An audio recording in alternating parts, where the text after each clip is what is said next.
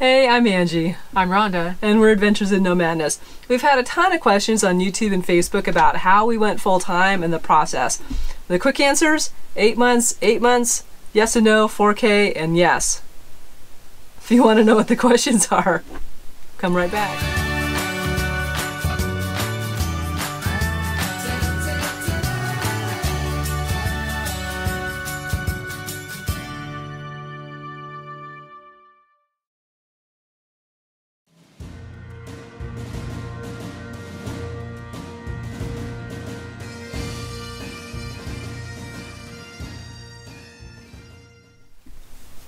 So we often get similar questions from different people on our YouTube site.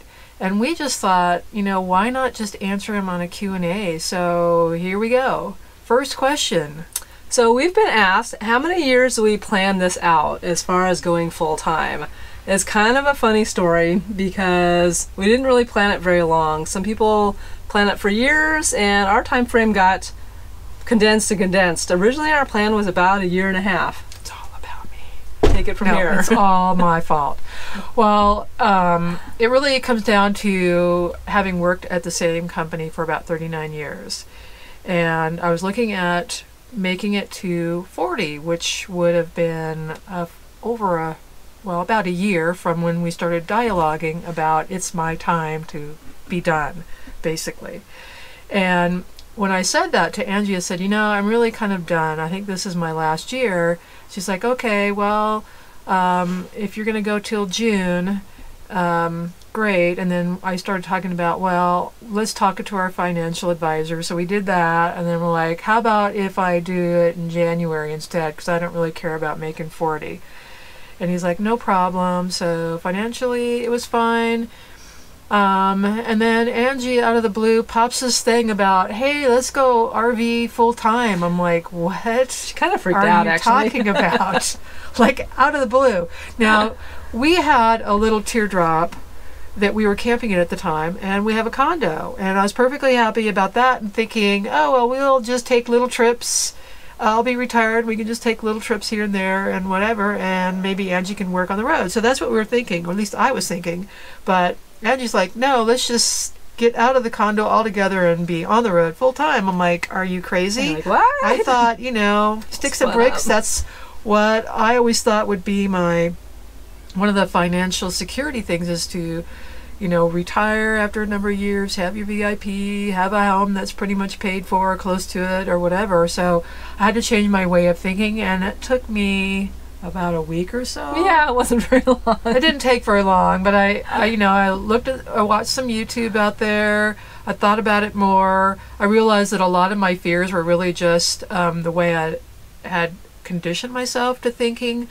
So once I got over that, then it was full steam ahead.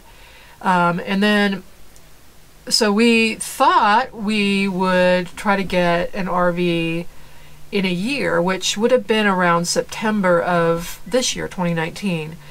And I was going to retire in January of 2019. But then I'm like, I just can't stand this. Do it. I can't wait anymore. Once she had that thought in her head for retiring, she just couldn't go to work anymore. And there were some other factors too that I just kind of wanted to have more time. So I said, what if I pull it all the way back to mid-October? And I was like, actually, I was saying September, and she talked me into October.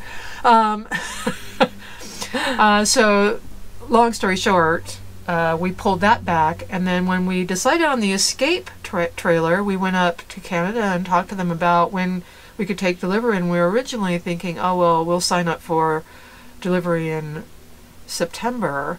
And Angie would just continue working, but they're like, well, there was some available in March, and we're like, oh, okay. Well, that's kind of which is really all they were booking. They weren't really booking out any further than that, so we would have had to wait to book, and we decided we didn't want to. And heck, why wait? Why not just jump in? So essentially, that's how the timeline worked. It originally was going to be a year, and then it turned into about 9 months or less. It was less than 9 months. Yeah, it was less. So it was kind of a long answer to the question, but we did have about a 1.5-year plan that got reduced down to about 8 or 9 months, which was great. Which does bring us to another question. Are we retired? Yes and no. So Rhonda did retire after 39 years. That was not in our plan at all for me to also be retired, and I still don't really see myself being retired. I'm only 51, so I wasn't quite ready to not be working yet.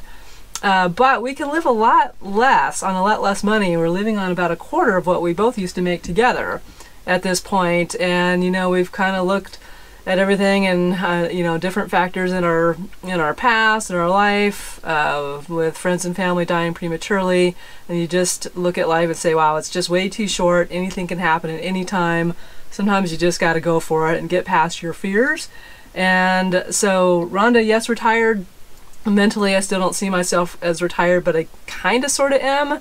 And that was another factor in where we're at right now. I had originally planned when we went full-time, I had a job that I was working from home, and unfortunately that job I had to quit because, well, it's a long story, but if you look up JG Worldwide, you'll find out why. But I left last December. Well before the crap really hit the fan with them. Regardless, I ended up quitting that job, and it was pretty nerve-wracking because, oh my God, that's a lot less money. We weren't really planning on that. But, you know, she has a pension, and that actually leads into another question as far as how we make money on the road. But we've just sort of ran with it and decided we can live on a lot less money than what we had previously in our condo. And here we are living full-time. And one of the deciding factors too was Rhonda kind of looked at, oh, I'm going to be retired and you're going to be working all day. Well, gee, that kind of sucks because I'm going to go out hiking by myself, or I'm going to be waiting for you to get off work before we can actually do anything fun. I'm like, yeah, that's not going to be fun for me either. I'm going to be in here working and you're going to be off having some adventure. I'm going to be like really sad. So we looked at the factor, and she said, you know, I'd be willing, even though I'm retired, to do some more camping types of things. And so after we go on a big trip, we're going to go work on a farm in October, and we may end up doing that, you know, a few months here and there throughout the year in order to make up any income gap that we might have. So retired, yes. Retired, not so much. Sort of, kind of forced into it. And now we're both sort of planning to work a little bit during the year, and that's it. As far as income stream, that was one of our other questions. Angie mentioned pension, and also we have, if need be, I have a VIP, and Angie has some as well. But for the most part, we are trying to set our budget to my pension, which is just over $3,000 a month. And then we have a small income from the VIP, which is about $1,000 if we need it. So basically between $3,000 to $4,000 a year. And then we set some of that aside for our longer vacations out of country or cross country. So like one of the ones that we have coming up, which is our Scotland and Iceland trip. So we'll do a little workforce camp or work camping. To bring in a little extra cash that goes towards that, and then whatever we don't spend. So we did make sure that we had savings set aside before we actually left. So we didn't really have any debt to speak of. So the next question is, how long did it take to get rid of everything, and did we sell everything? And it was really a very monumental effort, it felt like. We had a 1,400 square foot condo, and gosh, just load after load to Goodwill and to the senior center thrift store right around the corner from us. We decided we didn't have the space basically to stage for a garage sale. We had our teardrop camper in the garage, and so we didn't have that space that we could use to put in stuff from the household there to have garage sales, and the layout of our condo would have been awkward anyway to have garage sales.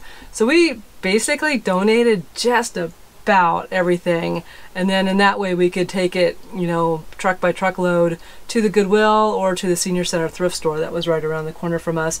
And it took us, I mean, we were still getting rid of stuff up until the time we left in March. So well, we did give away quite a bit of stuff to friends and family, and we also sold, like I said, some of the bigger ticket items. yeah, bikes and yeah, and we had 2 cars. a We teardrop, sold one yeah, and a sold my teardrop, and I think we had a big ladder, and so there was some items that we were able to get rid of. One-offs, or we thought we could sell pretty easily, but we really didn't. We did have a small window. I mean, ideally, if you have the space and can do a garage sale, I'd recommend it. Try to get as much cash as you can for your stuff. But I really don't have any regrets giving our stuff away, because it does go to a good cause. So we actually did a video of our downsizing project too. I'll put the link up there, like everybody else does too. Facebook Marketplace was a great way to sell stuff. Craigslist. We've had really good luck with Craigslist, as long as you really kind of careful who you have come to your house, or you can meet them at a public spot. So somebody is not a scammer. Yeah, well, we got hit with scams too, so you have to be aware of what the scams are out there. Yeah. When you get an email from some guy in the military that will have a third party come and give you cash to ship it somewhere, you're like, scam. All right, the next question has to do with health insurance. A few people have been curious as to what type of health insurance we have living on the road. And we are so extremely lucky right now, because with Rhonda's retirement, she has health insurance until she hits Medicare age, and I'm covered under that.